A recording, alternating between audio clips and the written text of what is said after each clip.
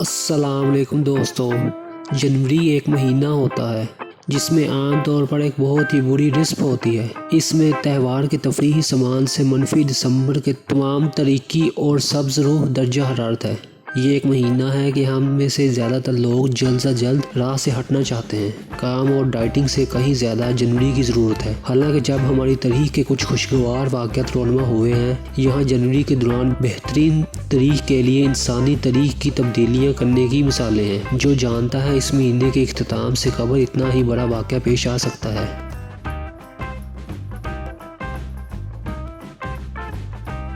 یہ دیکھتے ہوئے کہ ہم سب سپرمین نہیں بن سکتے، یہ اچھی بات ہے کہ ایکس-رے ایجاد ہوا تاکہ مختلف طبی پریشانیوں کا پتہ لگانے کی اجازت دی جا سکے۔ بہت سارے لوگوں کو کیا احساس نہیں ہے، لیکن یہ ہے کہ اس کا اعلان جنوری 1896 میں ہوا تھا۔ یہ موجد جرمنی کے طبیعیات کے پروفیسر ولیم روئنٹجن تھے، جو سن 1895 کے آخر میں جب شیشے کے نلکے سے بجلی کا اخراج کرنے میں تجربہ کر رہے تھے کہ اس نے فلوریسنٹ لائٹ چھوڑی جس نے ایلومینیم لکڑی اور کاغذ کو شفاف بنایا۔ روئنٹجن نے اپنی بیوی کے ہاتھ کا ایکس-رے لے کر اپنی نئی دریافت کا تجربہ کیا۔ اس نے خود اپنا کنگال دیکھ کر سنجیدگی سے ڈوبا، کیونکہ اس نے اسے اپنی موت کا تصور کر دیا تھا۔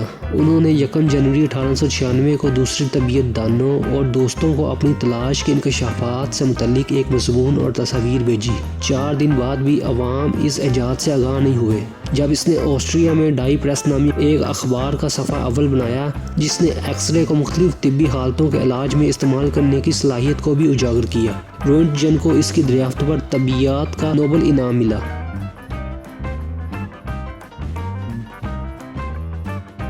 اگرچہ ہم سب ستارے اور داڑیاں امریکہ کے ساتھ منسلک کرتے ہیں، لیکن یہ اصل امریکی جھنڈا نہیں تھا۔ یہ اعزاز گرینڈ یونین کو جاتا ہے۔ اس پرچم میں سفید منظر پر وہی سرخ پٹیاں تھیں جو اس کے پیچھے پڑتی ہیں، لیکن وہاں کوئی ستارے نہیں تھے، اور بائیں بازو کے کونے میں یونین جیک کی خاصیت تھی۔ جنگ آزادی کے پہلے 1.5 سال کے دوران اس نے ریاست متحدہ کے پرچم کے طور پر کام کیا، اور اسے پہلے ہی پرچم کے طور پر پیش کیا گیا۔ یکم جنوری 1776 کو یہ دلیل دی جا سکتی ہے کہ گرینڈ یونین پرچم امریکہ کی خود مختار قوم بننے کے سفر میں ایک اہم علامتی لمحہ تھا، کیونکہ 13 دھاڑیوں نے 13 نو آبادیت کی نمائندگی کی، جو انگریزوں سے آزادی کا اعلان کرنے والی پہلی جماعت بن گئی۔ اس دلیل کو اس حقیقت کی مزید تائید حاصل ہے کہ یہ گرینڈ یونین جھنڈا تھا، زیادہ واقف ستارے اور سٹرپس نہیں، جو یوم آزادی کے پہلے ہی دن 4 جولائی 1776 کو اڑائے گئے تھے، جبکہ اس نے صرف 14 جون تک امریکی پرچم کی حیثیت سے کام کیا۔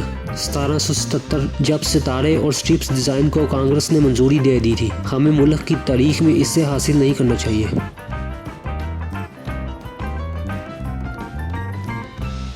فوٹوگرافی میں دلچسپی رکھنے والے زیادہ تر افراد نے چاند کی شاٹ لی، لیکن جنوری 1839 تک کسی نے بھی اس کی چھبیاں کھینچنے میں کامیاب نہیں ہوا۔ وہ شخص جس نے یہ سب تبدیل کر دیا وہ فرانس کا ایک فنکار اور فوٹوگرافر لوئس ڈیگری تھا۔ اس نے نہ صرف چاند کی قدیم ترین تصویر لی تھی، بلکہ اس نے فوٹوگرافی کی پہلی کارآمد شکل ایجاد کی تھی، ڈیگروٹائپ۔ اس میں پارا کے دھوئیں شامل اور ترقیاتی عمل کا استعمال کرتے ہوئے فلار چڑھایا تانبے پر رکھی گئی تصویر کو دکھایا گیا تھا۔ ڈیگوری نے 2 جنوری 1839 کی ریکارڈ شدہ تاریخ کو اس عمل کا استعمال کرتے ہوئے چاند کی ایک تصویر حاصل کی۔ جب ایک ہلال چاند کی گولی مار دی گئی ہو تو ہم نے ان دنوں جس طرح کی وضاحت اور تفصیل پیش نہیں کی ہوگی۔ فلکیات کی ترقی کے لیے یہ اہم تھا۔ اس سے پہلے کہ چاند کی تصویر کشی ممکن ہو، ماہرین فلکیات کو ڈرائنگ کرنے پر مجبور کیا گیا تھا۔ ان خاکوں میں اکثر اہم تفصیلات یاد رہتی اور اس میں غلطیاں تھیں، کیونکہ ماہرین فلکیات یاد آ رہے تھے کہ انہوں نے جو دیکھا تھا اسے یاد کر لیں۔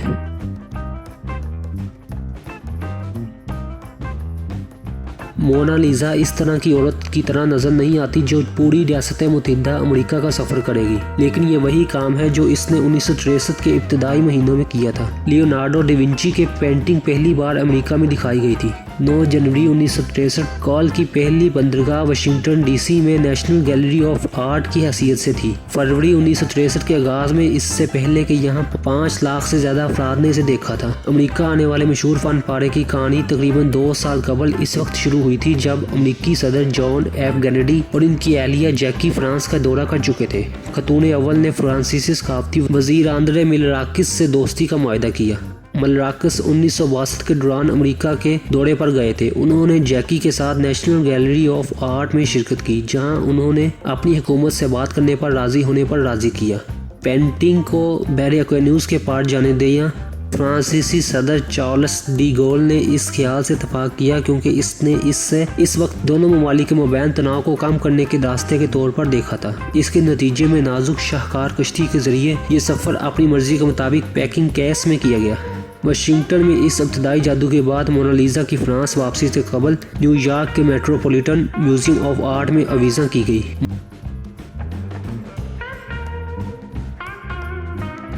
ماضی میں جنوری ٹیک گیکس کے لیے بھی خوشخبری لے کر آیا۔ 27 جنوری 2010 کو ایپل نے اپنے رکن کی گولی لانچ کرنے کے لیے ٹیکنالوجی کی ایک اہم پیش رفت کا اعلان کیا۔ آئی پیڈ وہ پہلا گولی تھا جس نے عام لوگوں کو واقعتاً پکڑ لیا۔ حالانکہ بہت سارے نقادوں نے اس وقت یہ استدلال کیا کہ ہم اسے مسترد کر دیں گے کیونکہ ہمارے پاس پچھلی تمام گولیاں ہیں۔ آئی پیڈ کی کامیابی کی ایک بڑی وجہ یہ تھی کہ ایپل کے CEO اسٹیو جابس کو احساس ہوا کہ ہم زیادہ تر ٹیک ڈیوائسز کا استعمال روزمرہ کی سرگرمیوں جیسے ای میل کی جانچ، سوشل میڈیا کو براؤزر کرنے، میوزک سننے اور فلمیں دیکھنے جیسے کاموں کے لیے کرتے ہیں۔ اس نے ان چیزوں کے لیے آئی پیڈ کو کامل آلہ کے طور پر پیش کیا۔ اسکرین ایک موبائل فون کی نسبت بہت بڑی تھی، لیکن مجموعی سائز نے اسے لیپ ٹاپ کے مقابلے میں زیادہ پورٹیبل اور کم بڑا بنا دیا۔ اس کے بعد کے سالوں میں ایپل نے آئی پیڈ کی 5 نسلیں تیار کی ہیں اور اسی طرح اضافی ماڈل بھی تیار کیے ہیں۔ آئی پیڈ پرو اور منی موسم بہار 2017 تک 360 ملین سے زیادہ فروخت ہو چکے ہیں۔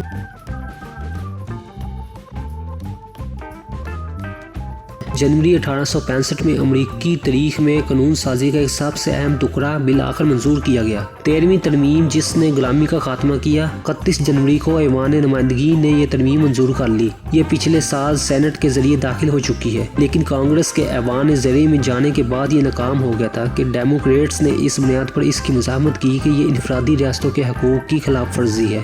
جب 1864 کے انتخابات نے ریپبلکن پارٹی کے لیے دونوں ایوانوں میں اکثریت حاصل کی تو قانون سازی ہوئی اور قانون بن گیا۔ صدر ابراہم لنکن نے دوسری کامیابی پر اس کامیابی کو یقینی بنانے میں براہ راست کردار ادا کیا۔ انہوں نے یونین پر دباؤ ڈالا کہ وہ اس ترمیم کو قبول کریں اور ایوان کے ممبران کو اپنی انتظامیہ میں اعلیٰ ملازمتوں کی پیشکش کے ساتھ راضی کریں، لیکن انہیں براہ راست وائٹ ہاؤس میں واقع اپنے دفتر لے آیا تاکہ وہ ان سے اس کے آمنے سامنے بات کر سکے۔ آئین میں 13ویں ترمیم نے ریاست متحدہ میں کسی بھی قسم کی غیر ضروری خدمت غیر قانونی بنا دی، فرد جرم میں مجرم قرار پائے اور جیل کی سزا سنائی۔ یہ بل 1956 کے ذریعے منظور ہوا۔